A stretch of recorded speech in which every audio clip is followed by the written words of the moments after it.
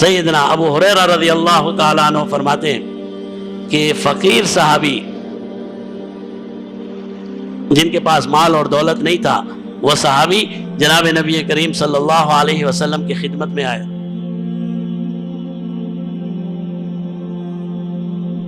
اور آ کر انہوں نے شکایت تو نہیں کہنا چاہیے، شکوہ کیا، اپنا ایک معاملہ بیان کیا. کہنے لگے کہ جی یہ جو صحابی مالدار ہیں یہ تو ہم سے آگے نکل گئے، ان کو یہ تو ہم نماز پڑھتے ہیں، یہ نماز بھی پڑھتے ہیں، ہم روزے رکھتے ہیں، یہ بھی روزے رکھتے ہیں، لیکن ساتھ ساتھ یہ اللہ کے راستے میں خرچ کرتے ہیں، ہمارے پاس تو ہے ہی نہیں، ہم کیا خرچ کریں، یہ تو ہم سے آگے نکل گئے.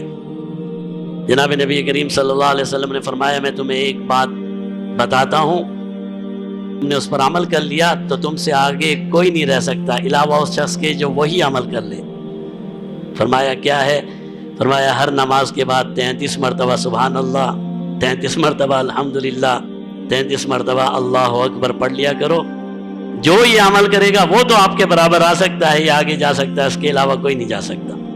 انہوں نے شروع کیا، صحابی ہے، بات پھیل گئی. اب جب پھیلی تو مالدار صحابہ نے بھی پڑھنا شروع کر دیا.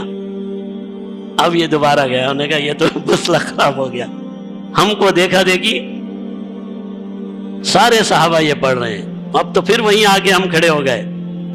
تو جناب نبی کریم صلی اللہ علیہ وسلم نے فرمایا عمل کرتے رہو، اب جو آگے رہے جو پیچھے رہے، مال جس کے پاس ہے ذالک فضل اللہ یؤتیہ من یشاء، یہ تو اللہ کی نعمت ہے، اللہ جسے چاہتے ہیں دیتے ہیں. اب اس کو دیا ہے تو آپ تو اس سے آگے نہیں بڑھ سکتے.